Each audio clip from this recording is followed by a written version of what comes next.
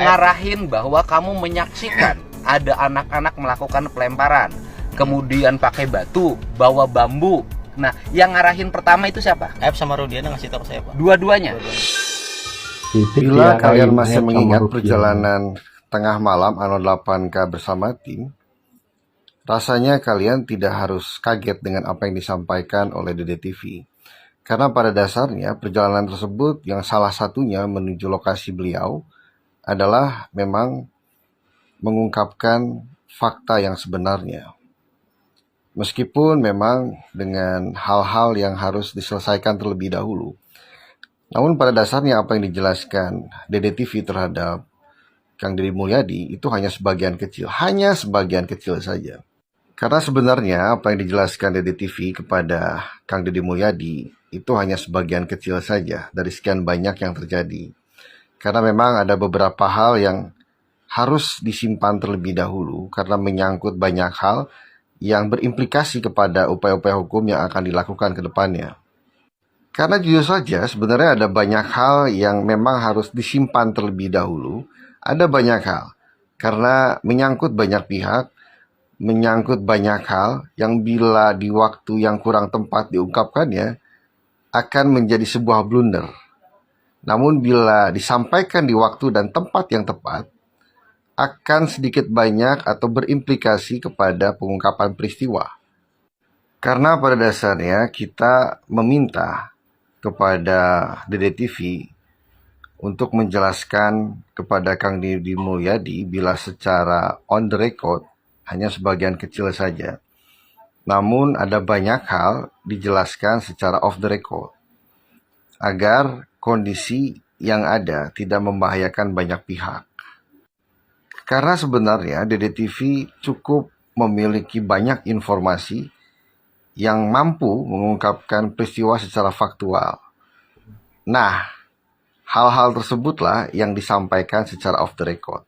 Cukup off the record saja, meskipun Ano 8K mengetahui persis hal-hal yang dianggap harus off the record tersebut. Maka tunggu saja, di waktu yang tepat, di tempat yang tepat, akan dijelaskan secara gamblang. Sabar. Ada perjalanan berikutnya yang akan memunculkan sosok yang lain untuk menambah keseruan apa yang terjadi. Bahkan akan jauh lebih menggelegar bila sosok tersebut muncul. Sabar, ada waktunya, tenang.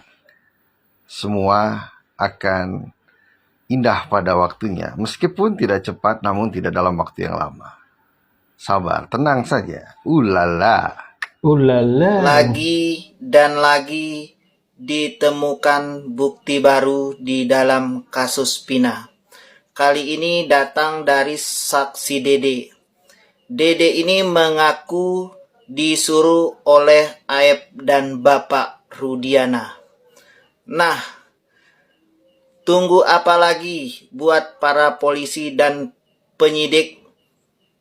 Tangkap Aep dan Bapak Rudiana agar bisa ditemukan siapa sosok pelaku dari pembunuhan Pina. Sedikit lagi akan terungkap siapa pembunuh dari Pina karena dalang-dalangnya sudah ditemukan. Tangkap Aep dulu dan Bapak Rudiana, maka akan terungkap siapa pembunuhnya dan ada apa dibunuh, maka semua akan terungkap. Wih, Fik. Setelah kemunculan Dede sebagai saksi kunci di kasus Eki Pina Cirebon yang menemui Kang Deddy Mulyadi, menyatakan bahwa memang benar dia diminta untuk jadi saksi sebuah kesaksian yang tidak pernah dia lihat dan tidak pernah dia rasakan dan pernah dia lakukan. Jadi Fik, dia diberikan arahan oleh Ibtu Rudiana dan EF pertamanya dia EF, kemudian ketemu dengan Ibtu Rudiana untuk memberikan kesaksian palsu.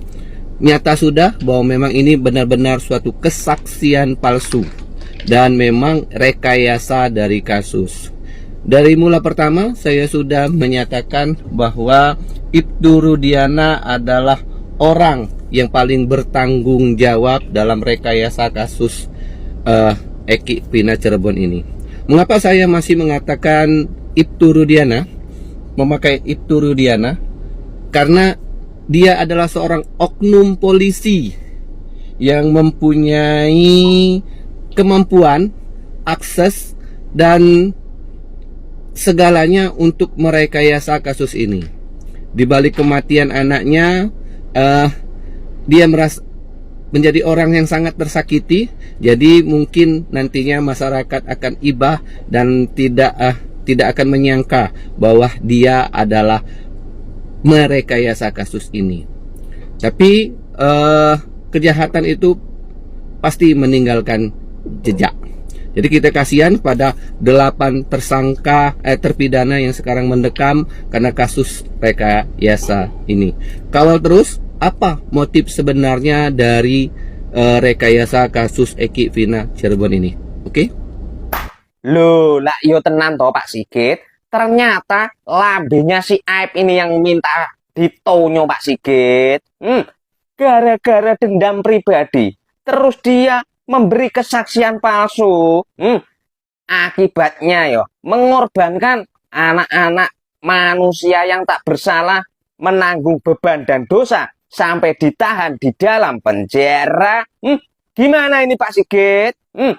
Apakah Pak Sigit masih mendalami, mengkaji, mengevaluasi kalau sudah ada saksi pada saat persidangan 2016 si Dede ini berkata jujur di depan Pak Deddy Mulyadi?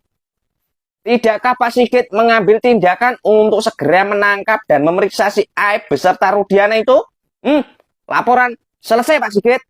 Semoga laporan ini segera ditindaklanjuti dan dilaksanakan. Terima kasih. Sama-sama. Untuk yang berasumsi bahwa ini adalah kasus pembunuh dan pemerkosa, maka pertanyaan dari saya adalah kenapa Rudiana menangkap 7 geng kuli bangunan yang tidak bersalah? Itu pertanyaan saya. Kalau jawaban kalian ya untuk menutupi pelaku aslinya bang, jadi mereka itu hanya tumbal, oke, saya ikuti logika kalian. Tapi itu secara logika sehat malah makin ribet. Kenapa makin ribet? Harusnya kalau Rudiana itu orang cerdas, bilang aja ini kasus kecelakaan lalu lintas, maka pelaku yang aslinya aman. Ngapain harus berurusan dengan 7 orang yang tidak bersalah? Ini berisiko tinggi. Bukankah resiko yang paling rendah adalah kalau dibilang itu kecelakaan sama Rudiana? Kok ngapain malah cari 7 terpidana lain yang katanya untuk menutupi geng narkoboy, pejabat tinggi? Kok ngapain harus ribet? Coba logika saya dijawab tuh.